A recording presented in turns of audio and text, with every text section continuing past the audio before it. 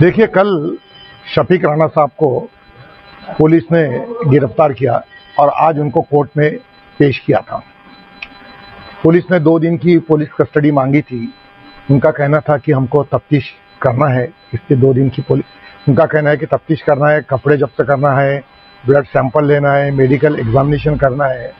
हमने भी कोर्ट के शफीक राणा की तरफ से बहस की और कोर्ट को बताया कि भाई पुलिस कस्टडी रिमांड के कोई ऐसे ग्राउंड नहीं है, इसलिए इनको मजिस्ट्रेट कस्टडी में लेना चाहिए। ये जो शफीक राणा साहब है, ये एमएलए वर्किंग कमेटी के चेयरमैन है, एमआईएम पार्टी के एक्टिव वर्कर है। इनको एक सियासी तौर पे इनको जो ढंग से औरत को लगा कि मुझको झूठा गुनाह दाखिल किया गया है, कोर्ट पे भरोसा है, अल्लाह की ज़ात पे भरोसा है, इंसाफ मिले।